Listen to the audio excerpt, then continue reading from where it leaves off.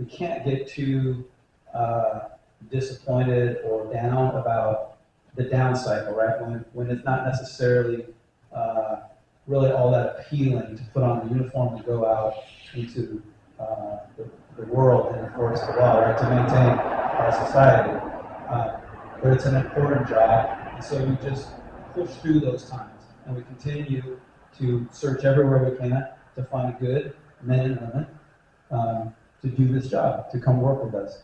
We give them the training to put that, and we just power through those bad times, knowing that there will be a point when it goes too far, right? There's too much criminality, too many people who are left out there, and public sentiment starts to slide back in our direction. And that is just the reality of how this behaves. And I've been around long enough, just in general in California, to watch that happen. So it will swing back. And I think we already kind of start to see some of that, right? Where people are looking around, particularly in our larger urban areas, right? San Francisco, Los Angeles, San Diego, like, hey, this is not sustainable what's happening here. Like this is not good for anyone, regardless of what your political ideology is. Like this is just not how healthy communities function. So we need to adjust. So I think we'll see that. Yes, ma'am. Yeah, I was wondering, what is their primary purpose for digging these underground tunnels? I've had some people in the area tell me they have neighbors that at night they bring out this heavy equipment and they're digging all night. Nothing happened in the daytime, but they're pushed out to Suspicious activity. Are you getting called an emergency line? Feel the danger, number one. Or feel the danger, call 911. If it's not a danger to yourself or your community, then you can call our non-emergency line or on to the police. And just tell us, because again, as the captain said, you're our eyes and ears. So we need you. We need you. I was just wondering too about their using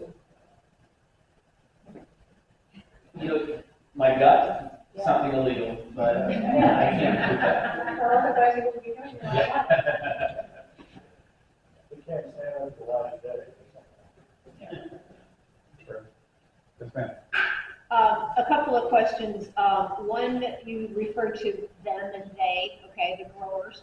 Okay, who are they? Are they mainly cartels or are they Joe Schmuck who thinks he can turn a buck? I'm going to hand out over to these guys. Okay. I think a good portion of the grows that we eradicate are controlled by drug trafficking organizations, primarily Mexican drug cartels and Asian organized crime. There's a lot of Chinese national, a lot of Mexican cartels that are involved. There are 10 or 20% of the grows that we hit that are not related to organized crime, but the majority of them are. Is there any ramifications yet for property owners where these occur? Yes, if we can prove that they're involved.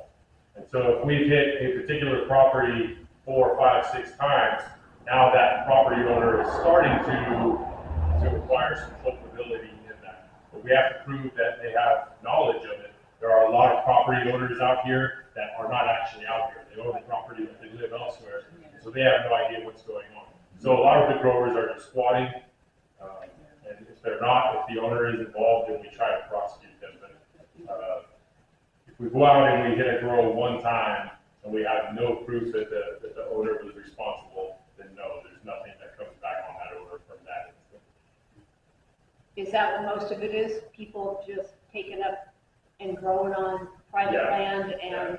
Yeah. The majority of it is, we get a lot of calls from landowners who say, hey, I own this land, but I don't live there. I live in LA, I live in San Diego, but I came out this weekend and there's a grow on my property. Can you help me out? And so we go out and eradicate that. On your raids, how often are you showing up and the group of people that you've observed there, they're gone when you get there? So basically, you get the pot, but you don't get the people that were doing it. How often does that happen? Do you ever think that maybe they're using radios when they're coming up the hill? Well, I'm positive they are. Yeah.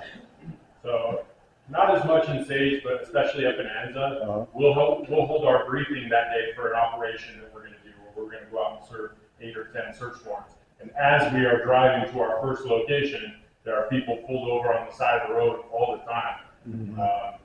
And we've even done, I don't want to show too much of our cars, but we've done some operations to address that Yeah. from time to time, so we're aware that that's happening. Yeah, it's funny on Stanley Road, you can't get up there I without think them there is a knowing. very lively network among the criminals that are doing this. Mhm. For the years that I supervised that team, I believe they knew my truck, they knew my license plate, they knew all the trucks that everybody else drives. Even though we swap those out from time to time, I'm certain that there are pictures of my truck that have been texted out among the network. And so, what can you do? Well, we do have contracts with enterprise. So we do have enterprise contracts, and we do lease vehicles and then swap them and move them around. But, you know, you see 6 unmarked trucks going, there's a black trailer behind them. Use the UPS truck, they'll get you in. What's that? UPS truck, use them. Well, they'll if I get you just in. drove around in a U-Haul, then they'd probably think I was one. Yeah.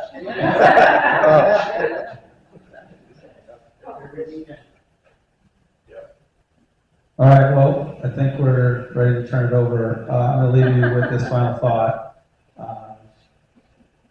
Please know that you have a sheriff's department that employs a lot of really good, hardworking, engaged employees. We have your back. We will stay out here. You need us, call 911. You have information, please pass it along. We will, yes, sir. You still have that office down there in, Acacia. huh? Acacia? On Fairview? Yeah. So Fairview is where the Hemet, that's our main station. So I went there once to talk to somebody and the place is like locked up. There's just a phone outside. Well, that's after hours. If you come during normal business hours, It's open? Monday through Friday, you can open the door and come right on. Okay. Yeah, and if you go there after like 5 p.m., there's a phone that's hanging on the wall. You just pick it up and it rings directly into Sheriff's Dispatch. And they're going to say, how can I help you? And I could use my phone and do that. you can do that. Without going there. But I mean, I Correct. just wanted to talk to somebody at the sheriff's department. Yeah. And I went there and it's all locked up. Yeah. Monday through Friday, from 8 until 5 p.m., you can open the door and walk right in. Okay. It's staffed. There's people at the front counter. They will be happy to help you. Okay, thank you. Okay. All right. Thank you, guys. Thank you. I'm gonna bring a chair up here, because I feel like I'm gonna be up here for a while. So I might sit, might stand. I do this a lot, so I'm not afraid. I had 200 people last week in Wildemar. They were angry, but I brought them back. So you guys have an introduction of who I am. So my name is Andrea Valdez. I'm now outreach analyst for the California Department of Insurance. I'll use my. So my name. Should I close this? Does anybody want this closed? You want that, okay. So again, my name is Andrea Valdez, and I'm an outreach analyst for the California Department of Insurance. We have offices all over the state of California. I am the state of California. I work for the state of California, but we do have our insurance commissioner. He is elected. That's Ricardo Lara. And so what we do is we regulate all lines of insurance. I'm going to tell you all right now, I cannot make anybody come in here and write insurance to you guys. I can't make any promises. I say, please come in. This is a high fire area, but we're doing things to help these high fire areas. Before I started working for the state, I worked for CalSTRS, State Teachers Retirement. Loved it. Everybody was happy in retirement. Then you came to insurance, okay? And not a lot of people are happy. So it is difficult to go out to these meetings. I empathize with you. I hear you. I see you. I'm here in the front lines listening to you guys, listening to your concerns. We did have some updates recently, so I'll circle back. So again, we regulate all lines of insurance. That's homeowners, auto insurance, life insurance, health insurance. If you ever have complaints about your insurance, that is us. Our website has a million resource guides. I brought some in the back. The big things I brought today were home inventory guides.